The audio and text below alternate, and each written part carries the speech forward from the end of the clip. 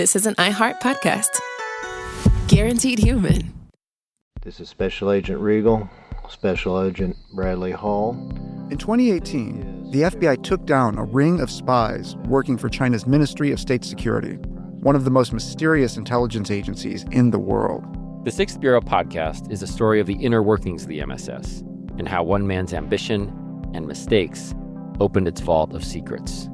Listen to The Sixth Bureau on the iHeartRadio app, Apple Podcasts, or wherever you get your podcasts. I'm Amanda Knox, and in the new podcast, Doubt, The Case of Lucy Letby, we unpack the story of an unimaginable tragedy that gripped the UK in 2023. But what if we didn't get the whole story? Evidence has been made to fit. The moment you look at the whole picture, the case collapsed. What if the truth was disguised by a story we chose to believe? Oh my God, I think she might be innocent. Listen to Doubt, The Case of Lucy Letby on the iHeartRadio app, Apple Podcasts, or wherever you get your podcasts.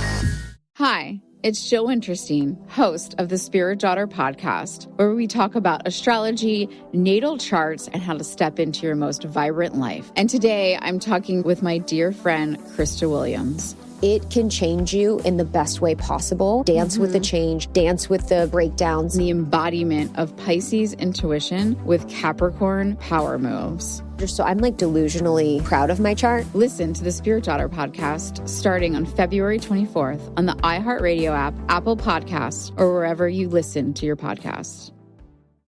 I'm Clayton Eckerd. In 2022, I was the lead of ABC's The Bachelor. But here's the thing. Bachelor fans hated him. If I could press a button and rewind it all, I would. That's when his life took a disturbing turn.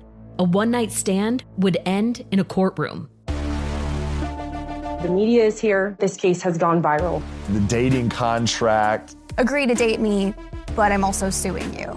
This is unlike anything I've ever seen before. I'm Stephanie Young. Listen to Love Trapped on the iHeartRadio app, Apple Podcasts, or wherever you get your podcasts. What's stroking out my all of Europe because of the heat and the lack of air conditioning and the houses built to retain heat and the climate change? How you doing, Europe? Everybody okay? Are you talking about? Probably not. Are you talking about the runway that literally melted? Sophie, melted? It's 40 C over there, which in real people numbers is like a lot. Miles, do you know Celsius? Do you understand Celsius? Yeah, Miles it's like Gray, 113. everybody. 113. 113. Co-host of The Daily Zeitgeist. Miles, yeah. Why do they use different numbers over there for the temperature? We all know, man. They just want to lord that shit over us because we kicked England's ass. We fucking owned their asses. And then so we owned why. the only other country in Europe, Germany. Yeah. That's right. So the two that's 2 Europeans. for 2, man. That's right. That's the thing. We got Bring all it. the Thanos stones for kicking ass. Miles, we both know how terrible the United States is. Why is there such joy as an American in making fun of Europe? What is that about us? I think because we know that we have no history. So Probably that really... It's like, it's like when you have a dumb sports argument and there's that one thing someone can say about your team that's so fucking true and it just upsets you, but then you can't do anything about it. That's like when Europeans are like, but you have no history here. Everything is new, or like McDonald's or blah, blah. And you're like, fuck you, man. Yeah. And you're like, no, that's true. That's true because it's all stolen and built over shit. No, I have drank in a bar in Dublin that is has been in operation since before Columbus was a war criminal. It's right. That's so. But now you guys are toasty, so there. Yeah, hold that. But what's funny is too, in Spain, they know better in Spain. They're like, yo, you're out in the middle of the day, stupid. No, they're like, look, we have yielded to capitalism in many ways, but we're not giving up our naps in the 4 hours in the middle of the day. Respectfully, very jealous. Yeah. It's 40. It's 42, my man. It's in real people numbers. That's 70? Jesus. I don't know. Nobody knows. It's high to them. You know what everyone does know? Miles, that Clarence Thomas is a real piece of shit. Oh shit. Oh, I can't wait. Yep. Clarence Thomas is a real, he's a real one. We started this episode with some good old-fashioned American chauvinism, because most of this episode is going to be talking about a number of things that are terrible in our nation's history, because the history of Supreme Court Justice Clarence Thomas, the man who probably did more than any other single government official to end Roe v. Wade and is doing his best to end a number of other civil rights, is also the story of like everything that's terrible about this country and its history. Like, it's amazing how much shit is packed into this guy's life and how much like fucked up stuff. I mean, number one, you're going to be pretty sympathetic to this dude for the early part of this. And I have to say, one of the things, like, I want to start this, I guess, with like an admission from me. I think he's probably the Bastards Pod subject I've been wrongest about. Because for a long time, I'd never even thought of doing him until pretty recently. Not that I didn't think he sucked, but like his years of like, he has, number one, for a very long time, he was viewed as like Justice Scalia's sidekick, basically. And people who knew anything about the Supreme Court were generally aware that that was not fair, but I'm not a Supreme Court knower, Miles. That's not my strength.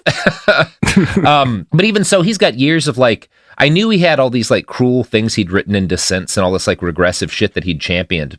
So like, I never doubted that he was a bastard, but again, there's a reason why we don't cover everyone who just sucks on this show. And it's because like, also they need to be interesting because this is entertainment too, right? And I kind of thought like, well, he's just like a shitty guy who became a judge. How much could there possibly be in that fucking life story? And now we're going to do a 4-parter on him. So holy shit. I was very wrong about this guy. So let me start by admitting that. Okay. So this is like, we're getting a true, we're getting the origin story of the villain. And a lot of weird, shitty stuff. Spoilers, we're going to be talking about pubic hair. No, yeah. No, yep. I know. I remember that part. Now, but I don't know if you remember this part, Miles. Oh, fuck. Yeah, I'm sorry. I forgot where I was, where I learned about all the things I didn't know I didn't want to know. That was a horrendously evil laugh, and I did not enjoy I've been working on it. I've been working on it. Oh, God. Thank you.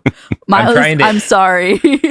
I went to a class hosted by the Riddler this weekend about unleashing your inner Batman villain, and I don't know. Look, I don't want to like toot my own horn because I'm early in the process, but I did just kidnap a billionaire's son, so a little bit of applause. Okay. I'm working on it. It's going to be good. Well, that's great. So, Miles, if you casually read about Clarence Thomas, the way most people do, because who's got the time to really know that much about the Supreme Court? Well, we all do now, because it's an immediate threat to all of our futures.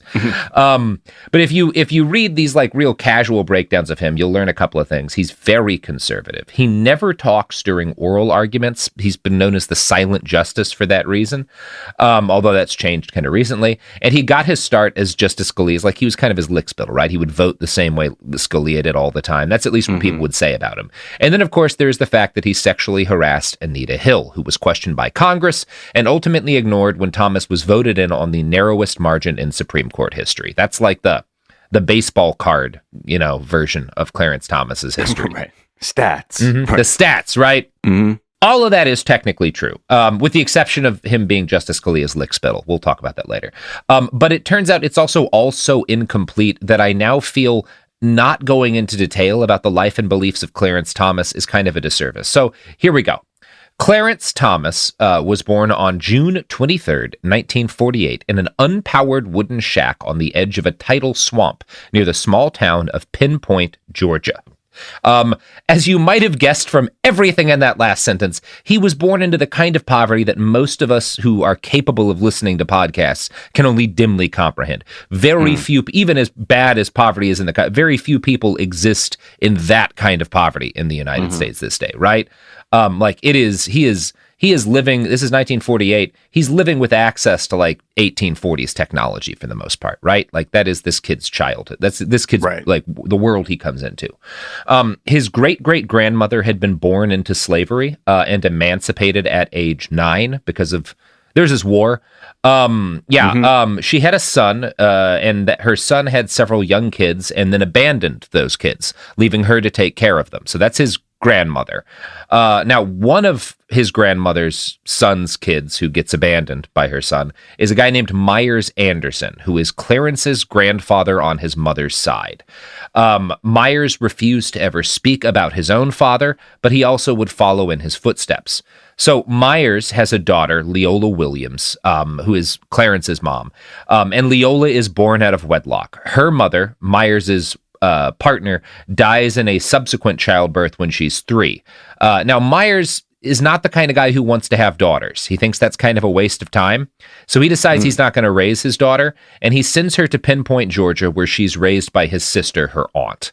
Her aunt is not a nurturing kind of person. It's a very strict upbringing, and there's never any belief that, like, Leola's going to have a future, right? Like, she does not have prospects. Aunt Ani was illiterate, so Leola doesn't really learn how to read as a little girl, and Aunt Ani keeps her kind of ward, whatever you want to call her, from playing with other children. She doesn't want to let her socialize. She wants to keep strict control over her so she doesn't get pregnant young, like it tends to happen. Leola was so desperate for some kind of childhood that she made dolls for herself out of clumps of weed, washing the roots to simulate hair. So, like, again, when we're talking about how poor these people are, Clarence's mom is making dolls out of clumps of weed. Right. Like weeds. Like, that is... Yeah. Okay, that's like a level. Yeah, right. And like when you always talk about parenting, it's like we're all just trying to break cycles, you know, like what our grandparents did and what they did. So that's where we're starting here. Yeah. Is, like you're saying, centuries past. You've got centuries of slavery and families being forcibly broken up, and then a pretty bad pattern gets started by Myers's father, who leaves the family. And Myers doesn't abandon his kids because he has a relationship with them, but he also doesn't want to take care of daughters. So he just kind of shuffles them off to whatever the oldest member of his family is, right? And that person's like, well, if you have any kind of freedom, you're clearly going to have even more kids before you're ready for them. So I'm going to basically make you live in a prison. So that's how Leola grows up. When she's 16, she gets pregnant anyway, with Clarence's older sister, Emma May, and she drops out of school.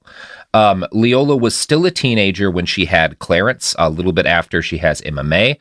The shack that they lived in was insulated with newspaper and caulked with library paste. That was, again, like, that's what they have access to, right? Like, where are things free? What is it that you can get your hands on in order to, like, fill holes in your house? Just about as desperate as it gets. Yeah. Clarence's younger brother was born a little more than a year after him. Now, you will notice that I have not talked a lot about their father. Clarence Thomas's dad is known as M.C. Thomas, and the reason he doesn't show up in this story much is that because as soon as he has 3 kids with Leola, he abandons her and his family because he's gotten someone else pregnant, and her dad threatened to shoot him if he didn't marry her. So... this is a rough start, right?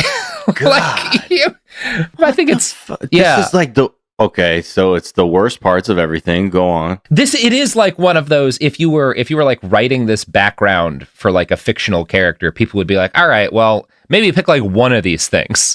Yeah. Right. An editor would be like, it feels like you're putting a hat on top of a hat. Yeah. With how vivid this history of suffering is. Yeah, it is deeply difficult. And it's worth noting, the community in Pinpoint, this kind of upbringing is not common for other people who live in Pinpoint, which is a black community. It is a very traditional community. It is very uncommon there for a father to leave his family or for children to be born outside of wedlock. Everyone is extremely religious here. So from the start, Clarence doesn't just grow up with all of this going on in his family, which is tremendously difficult. He's also ostracized. It is made clear to him by other people in the area that his upbringing is fundamentally different and fucked up, right? Holy shit. Yeah. Okay, right. So, wow. Yeah, this is fucking spooking me out, man, because it's so... We constantly look at figures like this, like especially in the Supreme Court, where you're looking at this idea that you know, on a whim, they can curtail all these human rights.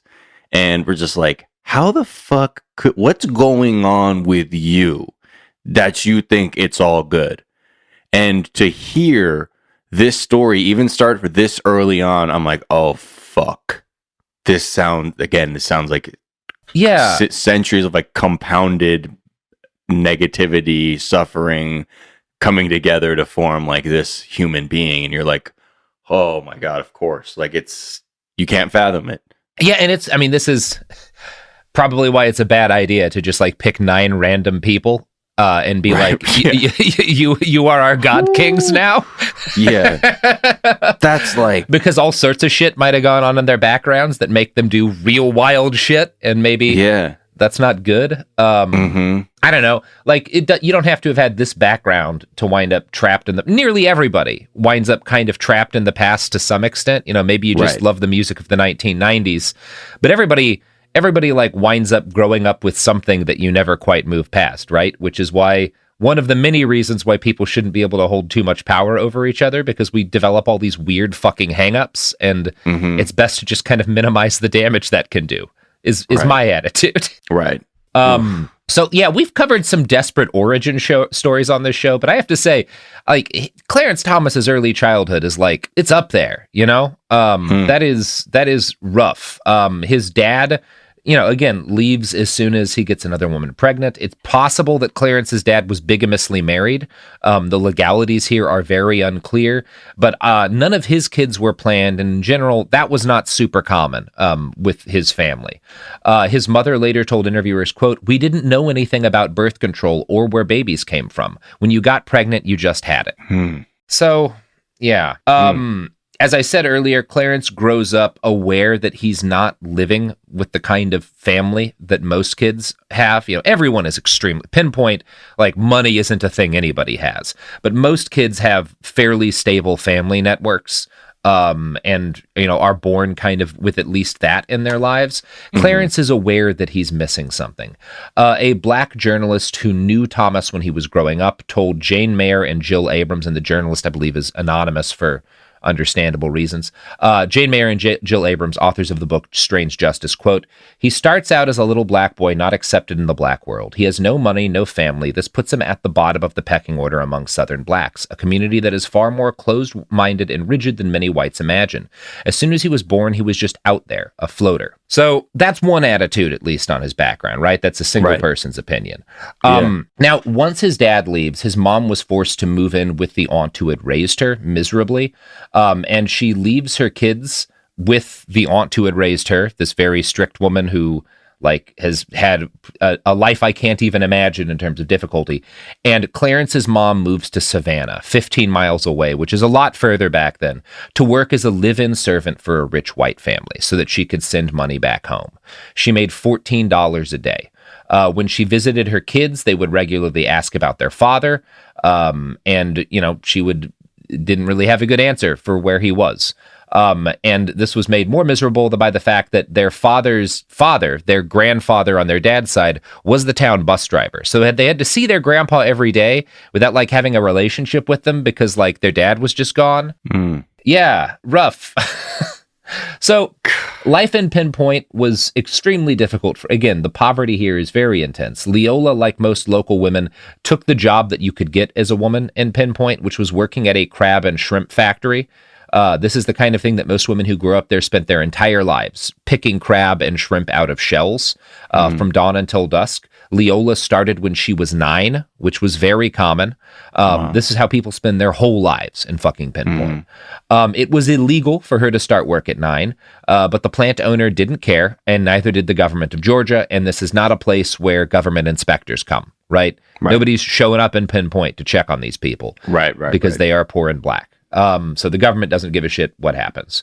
As his life begins, Clarence seemed destined to a similar life path. This is what happened to most people in Pinpoint. Education did exist, technically, but it had to be done in between brutal work shifts because you have to help your family survive. So, like, learning and stuff comes secondary. And, of course, you can't continue school once you have kids of your own, which often happens at, like, 15 or 16.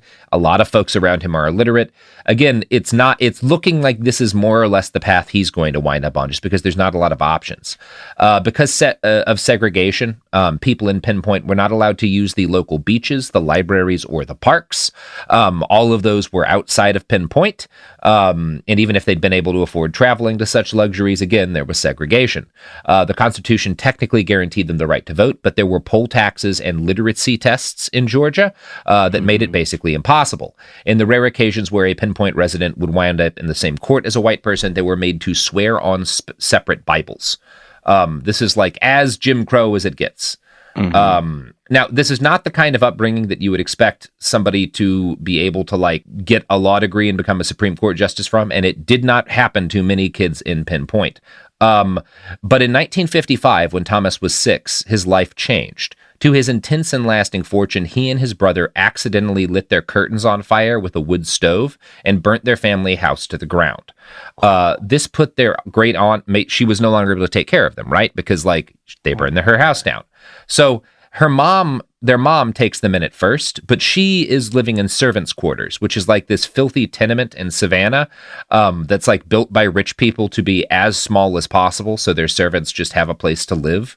It is a single bedroom with an outdoor toilet, and it's not a kind of thing that you can really raise 2 boys in. Leola begged their father for help.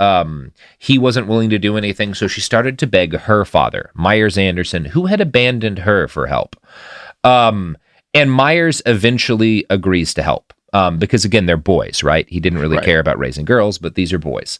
Now, I'm going to quote again from Strange Justice to talk about how Clarence would later relate what he said had happened. Quote, Thomas's recollection of how Myers Anderson came to intercede is somewhat different. He has told a number of people over the years that at about that time, his mother became romantically involved with a man who had no interest in taking on her children. As his friend Michael Middleton remembers it, Thomas told me his mother dumped him and his brother on the grandfather because she'd met some man. So by the age of 7, Clarence Thomas had been abandoned by both parents. Now, that could be true. She could have decided to abandon them, but it seems more likely that she was just in a desperate situation and needed help from her grandfather. Clarence hates his mom. He is will be mean to her his entire life. You can have whatever opinion on that you want. I think he might have made that up. He makes a lot of stuff about his backstory up. Interesting. Yeah. Yeah. I mean, because that absolutely, when you describe, her living situation, how could anyone think that was going to be the place where she could have her kids grow up? Well, yeah, and Myers is kind of like, if you're Leola, Myers is a great person to give your kids to because unlike everyone else you know in your life, he has money. He gets out of Pinpoint. We're talking about this in a bit, but he is doing well financially. So it's not just like, well, you're a man in my family and I need help with these kids. It's, well, you have fucking resources. And I've literally never met another single person who has resources. Right. So, yeah, Myers is not thrilled to take on new kids. He yells at Leola and he refuses at first, but then his wife threatens to leave him. And so he agrees to take in both boys. Now, Clarence has an older sister too, Emma May. Myers Anderson still refuses to help with her. He's only going to raise the boys. Oh my God. It's the worst fucking messages are constantly being reinforced to this person as like a child, and you're, my God, like you're seeing it all start forming like so early where it's like, nope, I have value because I'm boy. Yeah, I have value because I am boy, and like I am being now separated from my community and given an opportunity no one else is. And a whole bunch of shit is going to result from this.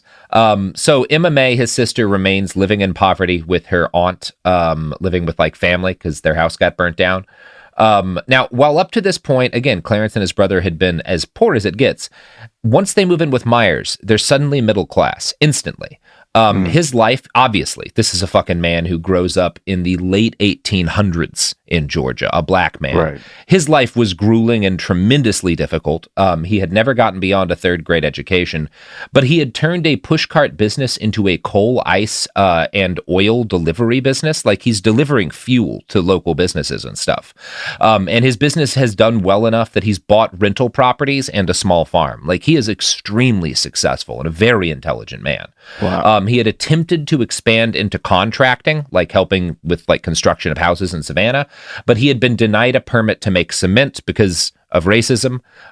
So he has hit, basically Myers has hit the height of success that you're allowed to achieve as a black man in Georgia in this period of time. Right. And it's also been made very clear of him that you're not allowed to do better than this. You know? Exactly. That there are limits to it. Yeah. So, that said, obviously his situation is still light years beyond what Thomas had enjoyed before. And once they're living with their grandpa, Clarence and his brother have electricity, they have indoor plumbing, and most importantly, they have access to good private schools, right?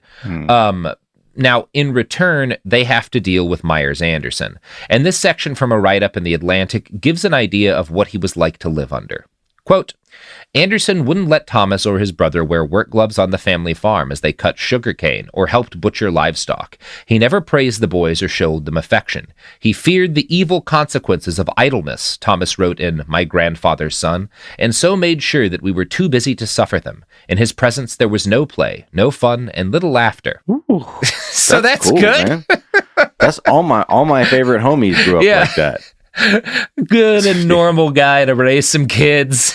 Holy Hates shit. women, never smiles, makes you hurt yourself no to work. Fucking fun. And your book is still my grandfather's son or whatever. Well, when Clarence gets older, we'll talk about this, but he decides the fact that his grandpa is like the right-wing platonic ideal of like a grandfather, right? He's this hard working man who like doesn't cry, doesn't smile, strict discipline.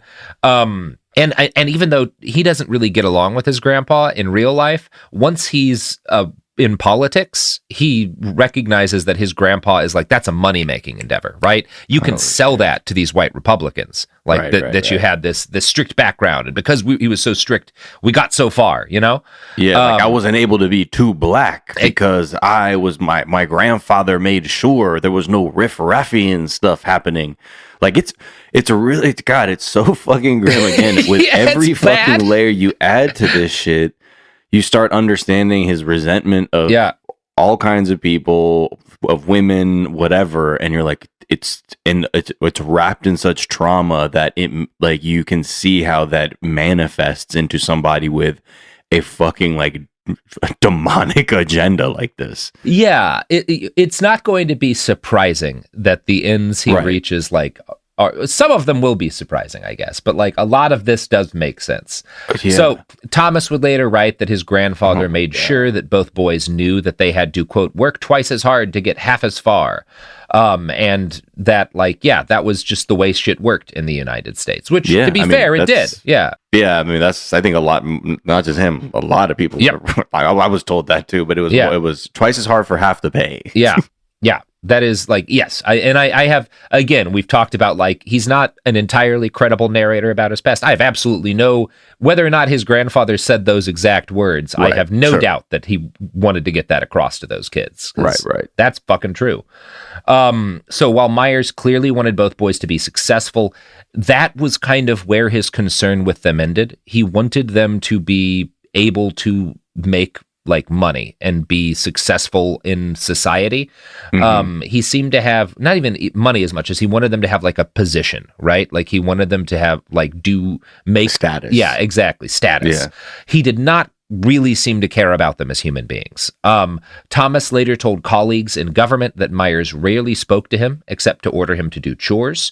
A Yale Law School colleague claims that Clarence told him of frequent physical punishments for misbehavior. If he or his brother overslept, quote, they'd have the shit beaten out of them. And the book Strange Justice goes into even more detail. Quote, so Thomas and his brother were made to rise before dawn and help their grandfather deliver coal and oil, and spent their holidays and weekends doing heavy farm work for him. There seemed to be a tinge of cruelty in some of Anderson's actions. Thomas, for instance, recalled that his grandfather had removed the heater from the fuel delivery truck because he felt that, even on freezing winter mornings, heat was not conducive to good work habits. In the old-fashioned way of many such families, challenges to authority were met with frequent and humiliating corporal punishment. A particular torture was the front hall coat closet, where, according to Leola Williams, Anderson used to lock the boys when they misbehaved. My daddy was hard. The kids couldn't get away with nothing, she recalled. Sometimes, when her father was too tired or busy to beat the boys himself, Leola said, he would call her to whip them for him. But the little boys soon got too fast for her to catch. So instead, she said, I would have to throw my shoes at their heads to catch them at all. So harsh was the physical punishment, according to Armstrong Williams, later Thomas's aide at the EEOC, that Thomas still bears a thin scar from a whipping his grandfather administered with an electrical cord. So, like, yeah. That's not, maybe don't do that to kids. I don't every lay. I mean, yeah. Yeah. I mean, that kind of shit is so common, man. Yeah, and the whole like older generations too. It's like there's the common stuff, and then there's the I've removed the heater from the truck because because being warm will make you work badly.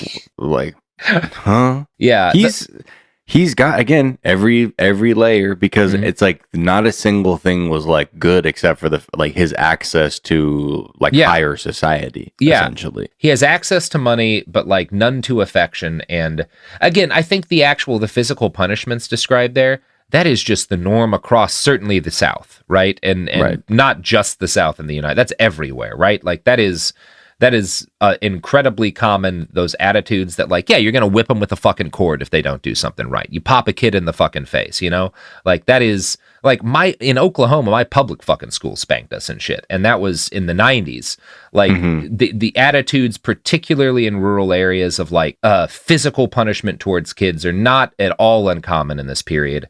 It's the weird, you have to be miserable. You can't let yourself relax. You can't let yourself like feel good for a moment when you're working, because that will make you lazy, and that's dangerous. That, I think, is the thing that is actually really different about his upbringing. Right.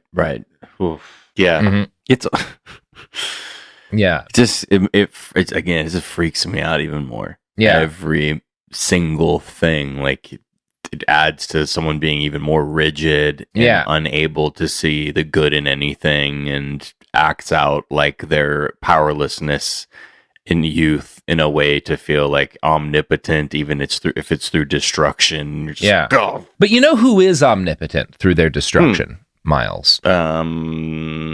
Which aeronautics company? The products and services that support, Miles, our primary sponsor in this podcast is the Corporation, who you probably know from one of their many delicious beverages, but who is also building a laser to end all life on Earth. See, has realized that capitalism can't continue to expand indefinitely, but what can expand indefinitely is the circle of debris when we blow up the Earth. So, fund the space laser that will end all life. That's our motto. Promo code, kill us all. Gulp, gulp. China's Ministry of State Security is one of the most mysterious and powerful spy agencies in the world. But in 2017, the FBI got inside. This is Special Agent Regal, Special Agent Bradley Hall. This MSS officer has no idea the U.S. government is onto him. But the FBI has his chats, texts, emails, even his personal diary. Hear how they got it on the 6th Bureau podcast. I now have several terabytes of an MSS officer, no doubt, no question, of his life. And that's a unicorn. No one had ever seen anything like that. It was unbelievable. This is a story of the inner workings of the MSS and how one man's ambition and mistakes opened its vault of secrets. Listen to the 6th Bureau on the iHeart Radio app, Apple Podcasts, or wherever you get your podcasts. Hi, this is Jo Winterstein, host of the Spirit Daughter podcast, where we talk about astrology, natal charts, and how to step into your most vibrant life. And I just sat down with a Minnie Driver. The Irish traveler said when I was 16, you're going to have a terrible time with men. Actor, storyteller, and unapologetic Aquarian visionary. Aquarius is all about freedom-loving and different perspectives, and I find a lot of people with strong placements in Aquarius are misunderstood. A Sun and Venus in Aquarius in her 7th house spark her unconventional approach to partnership. He really has taught me to embrace people sleeping in different rooms, on different houses, in different places, but just an embracing of the isness of it all. If you're navigating your own transformation or just want a chart-side view into how a leading artist integrates astrology, creativity, and real life, this episode is a must listen. Listen to the Spirit Daughter podcast starting on February 24th on the iHeartRadio app, Apple Podcasts, or wherever you listen to your podcasts. In 2023, a story gripped the UK, evoking horror and disbelief. The nurse who should have been in charge of caring for tiny babies is now the most prolific child killer in modern British history. Everyone thought they knew how it ended. A verdict, a villain, a nurse named Lucy Letby. Lucy Letby has been found guilty. But what if we didn't get the whole story? The moment you look at the whole picture, the case collapses. I'm Amanda Knox, and in the new podcast, Doubt, the Case of Lucy Letby, we follow the evidence and hear from the people that lived it to ask what really happened when the world decided who Lucy Letby was. No voicing of any skepticism or doubt. It'll cause so much harm at every single level of the British establishment of this is wrong. Listen to Doubt, the Case of Lucy Letby on the iHeartRadio app, Apple Podcasts, or wherever you get your podcasts. I'm Clayton Eckerd, and in 2022, I was the lead of ABC's The Bachelor. Unfortunately, it didn't go according to plan. He became the first Bachelor to ever have his final rose rejected. The internet turned on him. If I could press a button and rewind it all, I would. But what happened to Clayton after the show made even bigger headlines. It began as a one-night stand and ended in a courtroom, with Clayton at the center of a very strange paternity scandal. The media is here. This case has gone viral. The dating contract. Agree to date me, but I'm also suing you. Please search warrant. This is unlike anything I've ever seen before. I'm Stephanie Young. This is Love Trapped. This season, an epic battle of he said, she said, and the search for accountability in a sea of lies. I have done nothing except get pregnant by the Bachelor! Listen to Love Trapped on the iHeartRadio app, Apple Podcasts, or wherever you get your podcasts.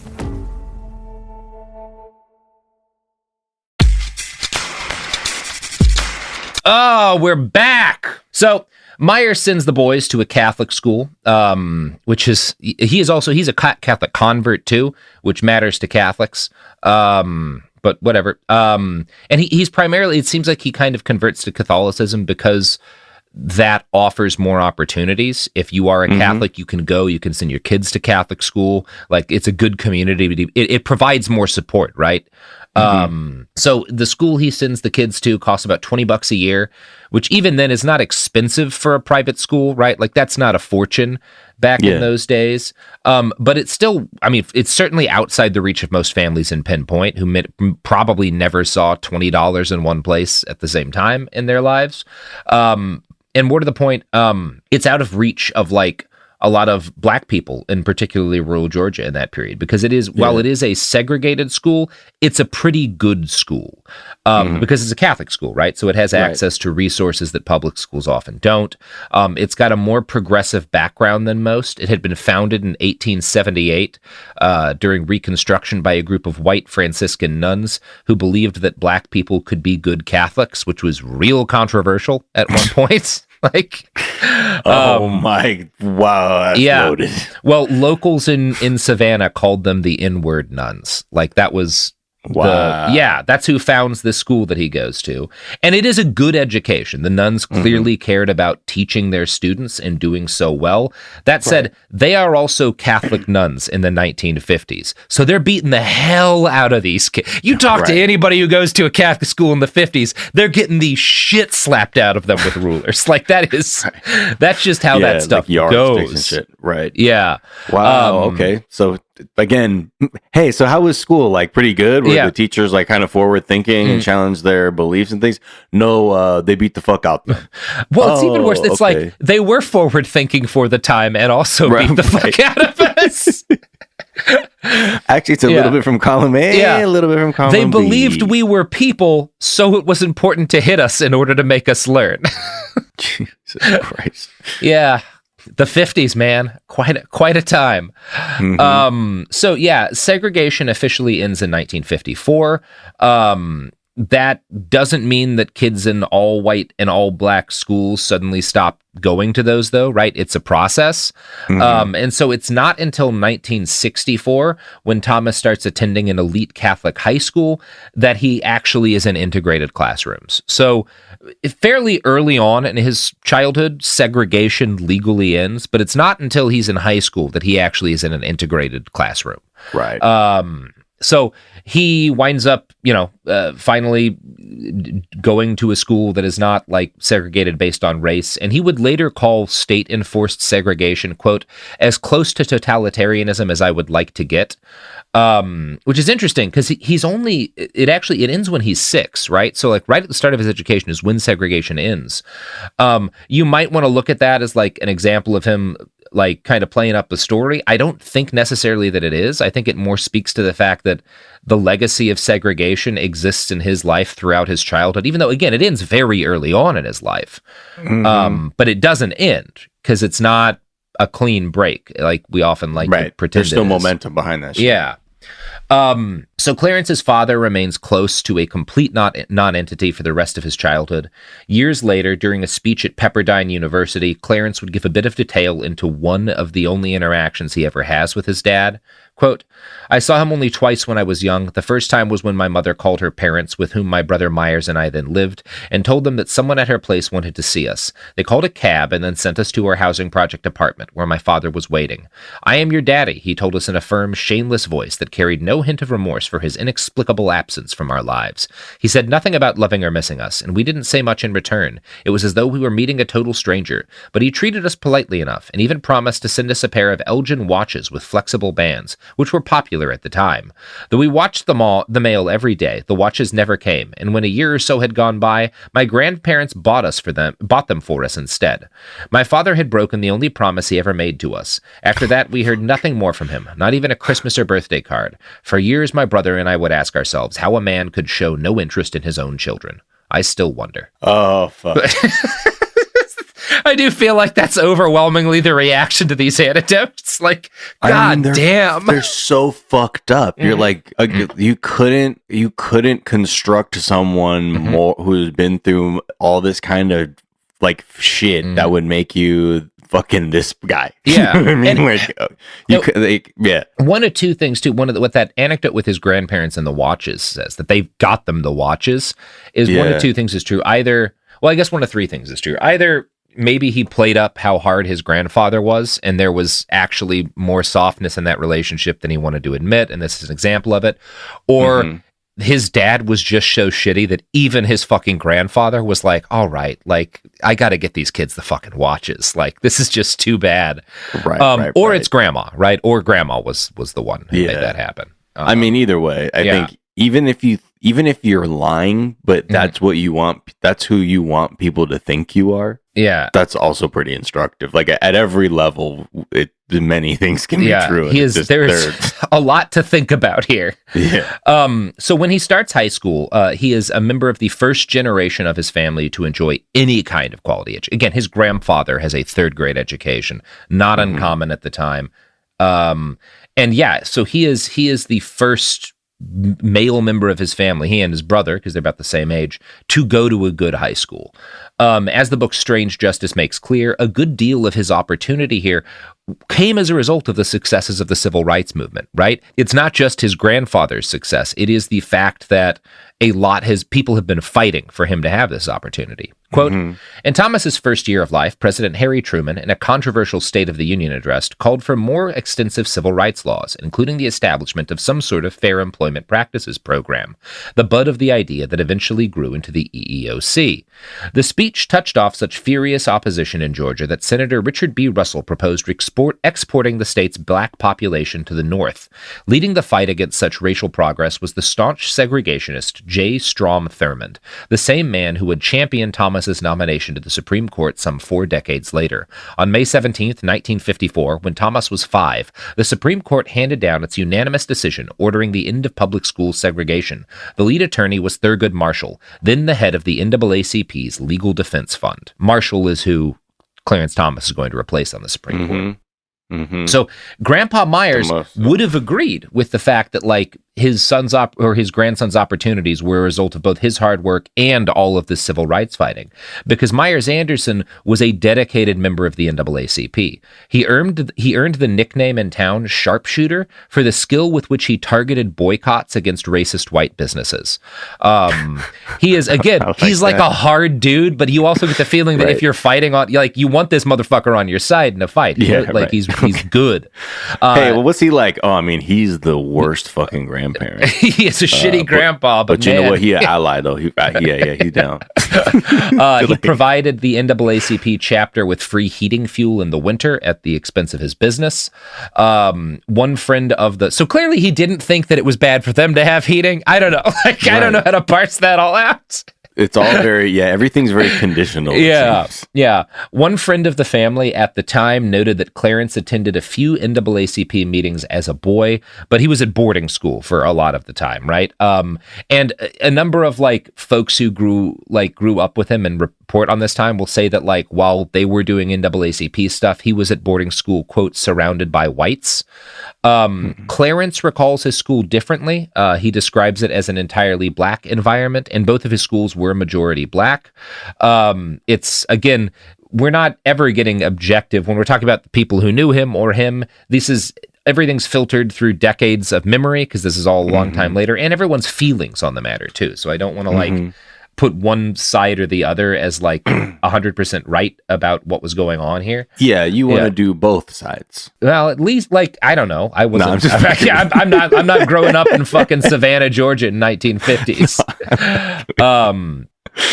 But it is worth noting that like he benefits from the civil rights struggle, but his grandpa has also put him in a situation where he's not taking part in it. You know? Right. Yeah. Right. I mean, it's abstract to him. Yeah. And exactly. He's already has gigantic chips on both shoulders. Yeah. So, and at least at this point, it seems to be kind of. It won't be later, but that is, he does have that ability as a child that it is kind of abstract. So this is one of those areas where we get into the inconsistencies between how other people describe Thomas's youth and how he has described it since. Once he became a conservative political figure, and this happens before he's a Supreme Court justice, he's lobbying for years, Thomas made a point of claiming in speeches that he would give for things like the Federalist Society and all these colleges, he would always make the claim that he had succeeded in spite of a low-quality education, right? In one 1988 speech, he told an audience, quote, "I don't understand how it is that people today are getting worse educations than I received in the segregated schools of Savannah."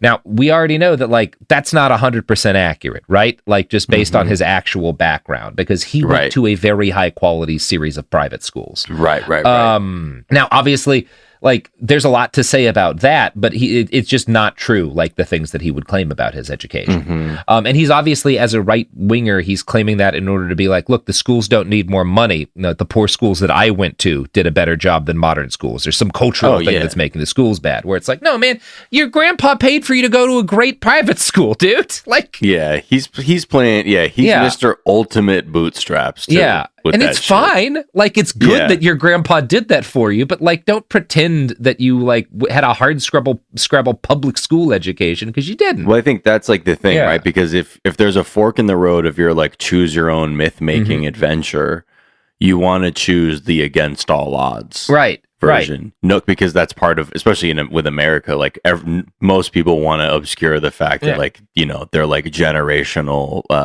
they were generationally admitted to like an Ivy League school, and like, nah, man, like it was all hard graft. I came from the nowhere. Well, and I think for him too, that really helps for like multiple levels to be like, yeah, I went to a shitty school. That's why they don't need anything. And also, look what I did, folks. Yeah. Lifted myself out. It's fucked up because, like, obviously there's a fuckload of kids and family members of his who grew up in Pinpoint who could have gone as far as he did, or at least like gone a hell of a lot further than they did in the capitalist sense of the word, but didn't because they had to grow up in Pinpoint picking fish out of like shells and stuff because that was the only opportunity they got. He gets, thankfully, luckily, I should say, he gets an opportunity because of who his grandfather is. But he doesn't like to acknowledge that in the future, except for like when he does acknowledge his grandfather, but always in the way his hardness shaped him, as opposed to the way his resources provided opportunities. And I think that's really interesting. Yeah. So this, yeah. Just like that it's always, I was just carved out of my grandpa's sternness. It makes sense that this is like the way he's going to claim it. So this next bit gets into some territory that is definitely uncomfortable and difficult for me to parse out well. But we're going to talk about the specific kind of racism that Clarence dealt with in his youth. And a lot of it did not come from where I think, at least where I would have expected, being a fucking white dude who did not grow up in Savannah, Georgia. And I'm going to quote from a write-up in The New Yorker here. His nickname in the schoolyard and the streets was ABC, America's Blackest Child. If he were any blacker, his classmates jeered, he'd be blue. Color was code for class. The darkness of Thomas's skin, along with the Gullah Geechee dialect he retained from Pinpoint, was a sign of his lowly status and origin. For Thomas, these cruelties are a lifelong hurt. People love to talk about conflicts interracially, he told the reporter Ken Foskett, who published a biography of Thomas, Judging Thomas, in 2004.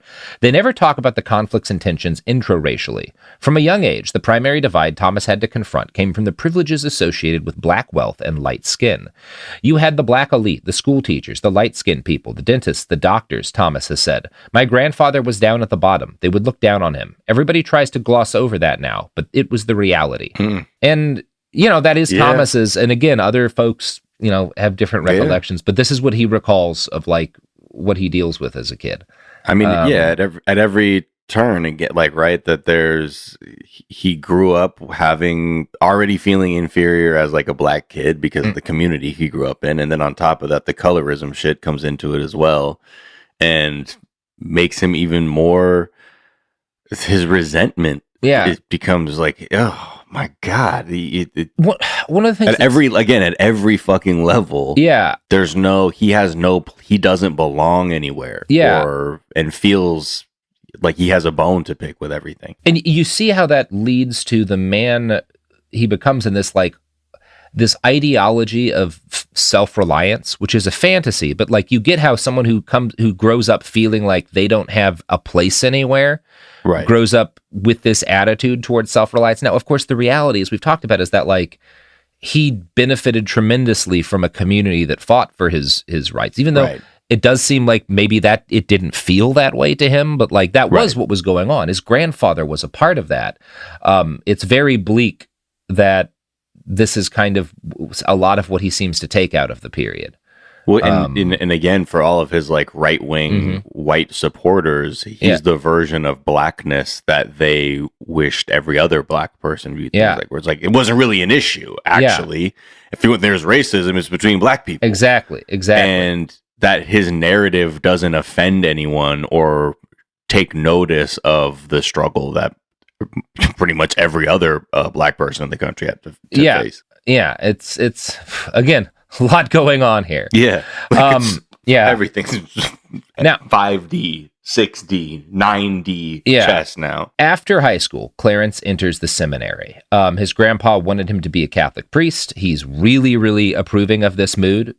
It's probably one of the few things that like Clarence gets like some kind of like expression of pride from his grandfather for doing. Because that's like, man, if you're a fucking Catholic priest, that's like at least for Catholics, about the height of like respectability, you know, all in your right, family. man. That's cool. So he gets admitted to a pre-study program because being a priest is kind of like being a doctor.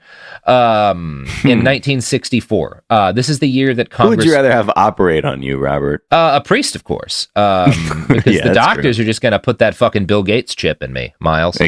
That's right, that Bill Gates chip. You know the one I'm talking about. Bait. Yeah, I'm glad you didn't fall for that pro-science bullshit. Well, I don't know. You see, Miles, I don't believe in the Bill Gates chip in the vaccine. I believe that Bill Gates is putting chips inside of all of us that allows him to control when we orgasm. And that's why you can't go to the doctor. Stay away from the doctor. Okay, I didn't hear about this. Mm-hmm. Yep, the Bill Gates cum chip. Look it up. Go to Bill Gates cum ship. Chip or ship. That's a different thing. Oh, no, he does have a cum ship. Yes.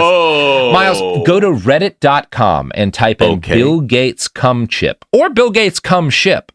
And you'll get cum pilled. ship is very interesting. Yeah, there's a lot going on with the cum ship. So anyway, we digress. We digress to our ads because, Miles, this podcast is sponsored by Bill Gates cum ship and cum chips. Let Bill Gates be your one-stop shop for semen. For the makers of... In 2023, a story gripped the UK, evoking horror and disbelief. The nurse who should have been in charge of caring for tiny babies is now the most prolific child killer in modern British history. Everyone thought they knew how it ended. A verdict, a villain, a nurse named Lucy Letby. Lucy Letby has been found guilty. But what if we didn't get the whole story? The moment you look at the whole picture, the case collapses. I'm Amanda Knox, and in the new podcast, Doubt, the Case of Lucy Letby, we follow the evidence and hear from the people that lived it to ask what really happened when the world decided who Lucy Letby was. No voicing of any skepticism or doubt. It'll cause so much harm at every single level of the British establishment of this is wrong. Listen to Doubt, the Case of Lucy Letby on the iHeartRadio app, Apple Podcasts, or wherever you get your podcasts.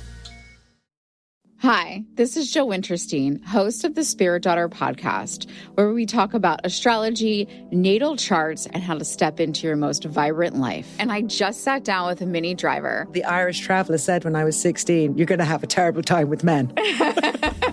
Actor, storyteller, and unapologetic Aquarian visionary. Aquarius is all about freedom loving and different perspectives. And I find a lot of people with strong placements in Aquarius are misunderstood. A Sun and Venus in Aquarius in her 7th house spark her unconventional approach to partnership. He really has taught me to embrace people sleeping in different rooms, on different houses, in different places, but just an embracing of the isness of it all. If you're navigating your own transformation or just want a chart side view into how a leading artist integrates astrology, creativity, and real life, this episode is a must listen. Listen to the Spirit Daughter podcast starting on February 24th on the iHeartRadio app, Apple Podcasts, or wherever you listen to your podcasts.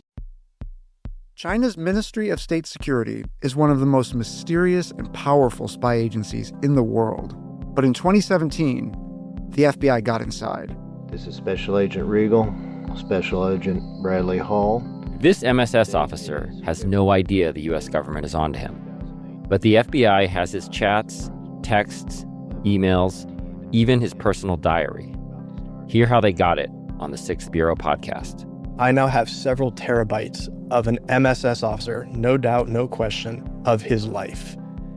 And that's a unicorn. No one had ever seen anything like that. It was unbelievable. This is a story of the inner workings of the MSS and how one man's ambition and mistakes opened its vault of secrets. Listen to the 6th Bureau on the iHeartRadio app, Apple Podcasts, or wherever you get your podcasts. I'm Nancy Glass, host of the Burden of Guilt Season 2 podcast. This is a story about a horrendous lie that destroyed 2 families. Late one night, Bobby Gumpright became the victim of a random crime. He pulls the gun, tells me to lie down on the ground. He identified Jermaine Hudson as the perpetrator. Jermaine was sentenced to 99 years. I'm like, Lord, this can't be real. I thought it was a mistaken identity. The best lie is partial truth. For 22 years, only 2 people knew the truth, until a confession changed everything. I was a monster. Listen to Burden of Guilt Season 2 on the iHeartRadio app, Apple Podcasts, or wherever you get your podcasts.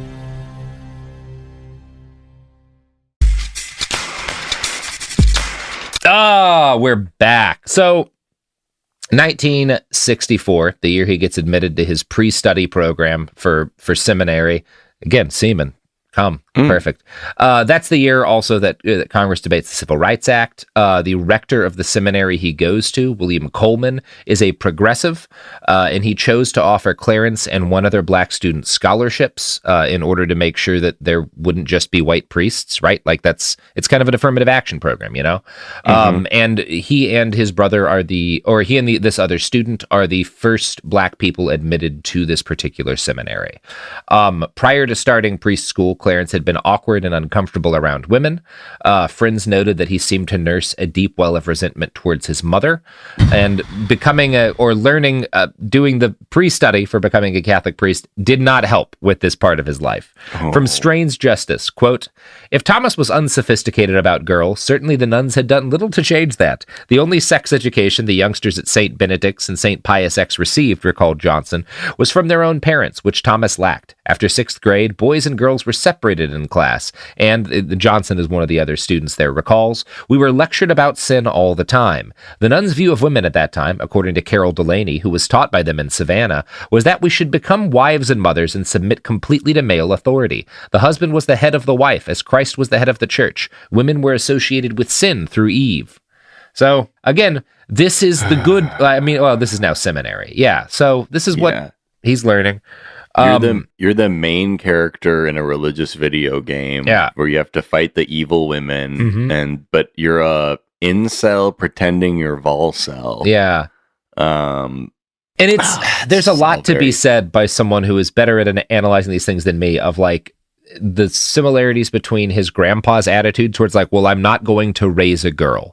That's not worth it, to what these priests and nuns are teaching him about women, right? I would like, do the nuns ever go, and I'm bad too. I suck so hard. I'm actually, I'm a serpent. Okay? I am the mother of sin. Why am I here? I gotta go. I'm bad. So, according to him, he's a pretty good student at seminary, but he is also kind of becomes, in this point, constantly infuriated by the racism he encounters from the other students, because again, it's just him and one other black student. Everybody else is white as hell. He later recalled one night when the lights were turned off and a classmate said, quote, "Smile, Clarence, so we can see you." Yeah. He was particularly bothered, he says later, not by the fact that people laughed, but by the fact that nobody came to his defense, right? He has like these friends and they won't stick up for him. Which, my gosh. Yep. I don't have any trouble believing that. He reached a snapping point in 1968 during his first year at the actual seminary, right? Because he has to do preschool for priests. Pre-cum. Yeah, he's got to pre-cum before he can get to be real seaman. Full seminary. So when he joins that big cum shot, he learns. Oh boy, no, that's not a good way to lead into that line. No. So during his first year at the actual seminary, it's 68, which is the year that Martin Luther King Jr. is assassinated. And when that happens, he recalls a classmate says to him, "Good, I hope the SOB dies." I think because there was lag time in between him being shot and finding out. So Clarence says that racism is why he ultimately quits the seminary. His grandfather is fucking furious at this, right? Like, obviously, if you know anything about Myers-Anderson, the fact that you encountered racism in seminary is not an excuse to not become a priest to that guy, right? Like, right, exactly. Yeah. Over a little bit of racism? Yeah. Let me tell you about racism. So this doesn't go over well. His grandfather throws him out of the house. In his memoir, Thomas would later write, "He'd never accepted any of my excuses for failure, and he wasn't going to start now. You've let me down," he said. For years, the two remained estranged, and Myers-Anderson refused to attend his grandson's graduations or wedding. Oh my like I know, right? It's so fucking bleak. Is that according to Thomas or that's according to someone else? That is according to Thomas. I have not heard any counter to that story, though. Okay, but yeah, Jesus. Now, there's a couple of things that are left out. One of them is that a big part of why Myers becomes angry is that when his son, because he's going to go on to become a lawyer, and he's going to justify it, because when he drops out of preschool, he's like, well, I've decided I want to become a lawyer so that I can help the community, right? So that I can fight for civil rights. And he never does this. So a thing that is left out of this, people will claim, who knew the family at the time, is that Myers was also angry that he doesn't do that part of it. So I don't know. Right. Again, we all tell stories about our pasts. Right. So one of the nuns who... Did I ever tell you about that helicopter I was in that got shot down? No. I'll tell maybe you can have me on for another okay. episode. So you're not gonna give us the helicopter story right now. You're just bringing that up, just teasing that. I'm just saying I was with a lot of brave men and women that day. Well, I was in a helicopter once with William Gates. We were heading towards an island. A friend of ours, buddy named Jeff, owned. Little island, just out in the... Anyway. No. So you don't think that's a good bit? I think that's a terrible bit. You don't think the hung out on Epstein's island bit has legs? I don't know why we've gotten into this territory today. Why are you doing this? It doesn't make you look very good or cool. It's because the word semen is kind of in seminary, and in seminary, that's also kind of funny. And then there's like pre-seminary, so then it's just, priests are always... That's what I mean, like, this is not a good... This is not a good bit, no. And I'm not a good guest to have for serious things, you know? So yeah. I apologize. I don't know why you're like going back to your middle school humor for this episode, Robert. It's kind of, it's not your thing. It is my thing, Sophie. It's always been my thing. It is my thing. It is too my thing. Yeah. Well, you'll see how many more times. Since like 3 years ago. So it's the middle schooler. Yeah. So I'm gonna teach everybody how many times I can say "come" in a 4-part series about Clarence Thomas. It's actually very appropriate given some weird things that he does to all of his coworkers. Anyway, we'll talk about that later. Great. So one of the nuns who likes him, right? Because he decides to quit, and apparently one of his nuns is like, hey, if you're not going to be a priest, why don't you go to Holy Cross, which is a Catholic college in Worcester? I think it's pronounced Worcester, Massachusetts. It is spelled Worcester. I'm so angry. Worcester. Fucking nonsense. So this is a white liberal college, which you might expect to have been better than the seminary in Savannah, Georgia. It is not. After 1968, it had decided to actually try and recruit black students. And in order to do that, they set up a scholarship fund named after Martin Luther King. And Thomas receives one of these scholarships to go to the school that he would not have been able to afford otherwise, which is, again, the second time that he's benefited from an affirmative action program. To summarize his time in college, I want to quote from the book, The Enigma of Clarence Thomas. Quote, moving to a white institution in the North repeated the trauma of moving to a white seminary in the South, which Thomas described in an interview with The Crisis, the magazine of the NAACP, thus, quote, so you leave that all-black environment, and you go into an environment where you are the only black, and you are sitting where you live day in, day out, and attend classes, and the only blacks you see are the 2 women who work in the kitchen, and the rest are white people. You go through some changes. Going through those changes in the charged context of an integrating Northern college campus, surrounded by the tenets and texts of black nationalism, transformed him. It was a special time in my life, he says. In later years, Thomas would downplay the presence of black nationalism in his mature thinking, hotly declaring, I'm not a nationalist. Yet he never disavowed its role in his development, going so far as to invoke Malcolm X as an analog for precedent in his biography. I have been angry enough in my life, and there are some points where I'm sure my attitudes approached black nationalism. I'm certain you could say the same thing about Malcolm X. In college, Thomas's black friends loved to tease him about the fervor of his commitment and the seriousness of his study. What woman would want this man anyway? He's into books and black power. But even as a Supreme Court justice looking back on his youthful development, Thomas refused to mock the moment. I was an angry black man, he wrote in his memoir. The more I read about the Black Power movement, the more I wanted to be a part of it. I used to be an angry black man. Yeah. Like, you were, I mean, that's one way to describe you really getting in touch with the oppression that you have felt. And he does have this brief period of being not just in touch with oppression, but like actually committed to doing something about it. Right. He is a combat boots and Black Panther beret type activist. Are there pictures of him like then? I don't know. I haven't found any. That's like oh my God, that's the most fucked up picture to like look at probably right now. You're like, I'm sorry, boy. What? And his first trip to Washington, D.C., the very first time he ever goes, is a march on the Pentagon against the Vietnam War. The last protest he ever goes to turns into a massive street brawl where 2,000 cops assault 3,000 protesters demanding the release of Black Panther co-founder Bobby Seale and a prominent leading Panther, Erica Huggins. Years later, Thomas would insist, quote, "I was never a liberal, I was a radical." And this seems to be true. Wow. He organizes a free breakfast program for kids in Worcester, patterned off of what the Black Panthers had done. He supports Communist Party member Angela Davis in her flight from the U.S. government. He helps organize a Black student union at his college. And he also publishes a manifesto in that magazine that is extremely Black nationalist, with lines like, quote, "The Black man does not want or need the white woman. The Black man's history shows that the white woman is the cause of his failure to be the true Black man." Wow. I know, right? Wow. Clarence Thomas. I don't think that's not going to be a twist a lot of people see coming.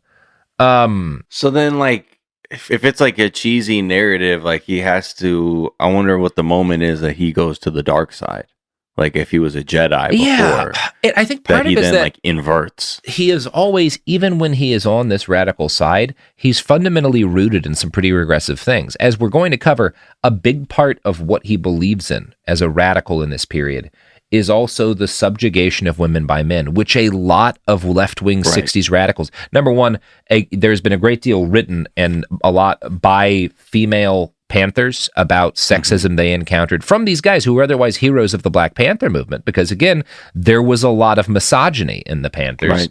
And then there's guys like Stokely Carmichael, right, of Students for a Democratic Society, who had a quote that was something like, "What is the purpose of like a woman in the SDS?" And he's like, "Well, it's for us to fuck." Right? Like that was, again, it is still the 60s. Right. Yeah. Right. Like there are still limits to what we are capable of thinking about. Yeah. But yeah, that's wild that even for him, he's like, yeah, man, like he's like, white women are the devil. Yeah. See, still on theme for me. And it's also like you can talk about misogyny within a lot of these left-wing circles and Black nationalist circles in the same way that, like, yeah, man, if you went to fucking Woodstock around a bunch of open-minded hippies and like were a man and kissed another man, you would probably get beaten within an inch of your life because like they're still pretty homophobic, you know? Right. Like it was 1969. Yeah, it's not 2040. Yeah. Optimistic, Miles. So I want to quote next from a write-up by The New Yorker. Quote, "After the BSU learned that a member was dating a white woman, the group convened a mock trial, found him guilty, and broke his afro comb as punishment. Thomas took the role more seriously, particularly after meeting Kathy Ambush, a Black woman whom he would marry in 1971 and divorce in 1984. In a poem he called Is You Is or Is You Ain't a Brother, he set out the obligations of Black men to Black women. Even in that milieu, Kevin Merida and Michael Fletcher reported in their 2007 biography, Supreme Discomfort, Thomas's edgy race consciousness stood out. When he saw an interracial couple strolling on campus, he'd loudly demand, 'Do I see a Black woman with a white man? How could that be?' Until 1986, when Thomas met Virginia Lamp, who was white and who would become his second wife, he opposed interracial marriage and sex." What the He's a real, like, there's a lot going on in this guy. Wow. Yeah. Wow. It makes me, first of all, makes my brain hurt. I mean, I think about how if he really was like trying to reverse like the loving decision, that's like him being like, no, I really feel this way and I'm going to live that. And I'm regressing to this very bizarre intersection of my beliefs. And you're like, what the fuck? Where? And who are you? You also see, it's interesting because you can see, number one, there's a lot of consistency in his belief towards women and what rights women 100%. Should have. And also a certain flexibility when he wants something, right? Because he meets a white woman that he likes and then he's like, okay, well, now I'm not against interracial marriage, right?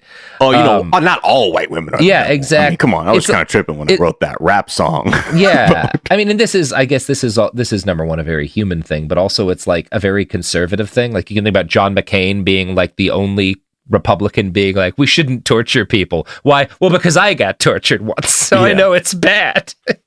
All right. Why don't you brag about it? Yeah.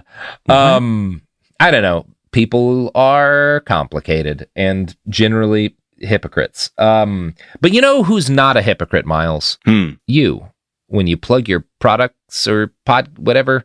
Miles, it's the end of the episode. Say some things that people can find you at. Oh, you can find me just at Miles of Gray on Twitter and Instagram. And if you like, I do a daily show about news and politics and stuff called Daily Zeitgeist. You can listen to that every day. Or if you like trash reality TV, because that's what I do to avoid thinking about our crumbling earth. Yeah. Check me out on 420 Day Fiance, where I get high and talk about 90 Day Fiance. Check out Sophie Alexander. Miles on the Daily Zeitgeist. On 420 Day Fiance, play both at the same time from different devices. They sync up in a way that will reveal secrets to you about how to gain special powers. Exactly. And you can even listen. I have a third show because I can't stop talking called Miles and Jack Got Mad Boosties, where I'm just talking about basketball. So a lot of, you can get your serious or your frivolous on. Have you seen that Adam Sandler basketball movie yet, Miles? Hustle, yeah. I thought it was pretty good. good. I was telling Sophie, there's like a million scenes in that where like I know a famous basketball player just walked on scene, and I'm supposed to be like, oh my God, it's that guy. But I can't tell if they're actors or not. Because to me, it's just like, wow, everyone's very tall in this movie except for Adam Sandler. Sophie? James Goldstein is even has a cameo. I don't know who that is. That's how like there's these like deep cut basketball people in it. I didn't realize the Spanish guy who's the second main character is an actual basketballer. Yeah. A basketballsman. Exactly. Thank you. Speaking of balls, the episode's over. We did it, guys. Boom. I'm Amanda Knox, and in the new podcast, Doubt, the Case of Lucy Letby, we unpack the story of an unimaginable tragedy that gripped the UK in 2023. But what if we didn't get the whole story? Evidence has been made to fit. The moment you look at the whole picture, the case collapses. What if the truth was disguised by a story we chose to believe? Oh my God, I think she might be innocent. Listen to Doubt, the Case of Lucy Letby on the iHeartRadio app, Apple Podcasts, or wherever you get your podcasts. This is Special Agent Regal, Special Agent Bradley Hall. In 2018, the FBI took down a ring of spies working for China's Ministry of State Security, one of the most mysterious intelligence agencies in the world. The Sixth Bureau podcast is a story of the inner workings of the MSS and how one man's ambition and mistakes opened its vault of secrets. Listen to The Sixth Bureau on the iHeartRadio app, Apple Podcasts, or wherever you get your podcasts. Hi, it's Jill Winterstein, host of the Spirit Daughter podcast, where we talk about astrology, natal charts, and how to step into your most vibrant life. And today I'm talking with my dear friend, Krista Williams. It can change you in the best way possible. Dance with the change, dance with the breakdowns. The embodiment of Pisces intuition with Capricorn power moves. So I'm like delusionally proud of my chart. Listen to the Spirit Daughter podcast starting on February 24th on the iHeartRadio app, Apple Podcasts, or wherever you listen to your podcasts. I'm Nancy Glass, host of the Burden of Guilt Season 2 podcast. This is a story about a horrendous lie that destroyed two families. Late one night, Bobby Gumpright became the victim of a random crime. The perpetrator was sentenced to 99 years until a confession changed everything. I was a monster. Listen to Burden of Guilt Season 2 on the iHeartRadio app, Apple Podcasts, or wherever you get your podcasts. This is an iHeart podcast. Guaranteed Human.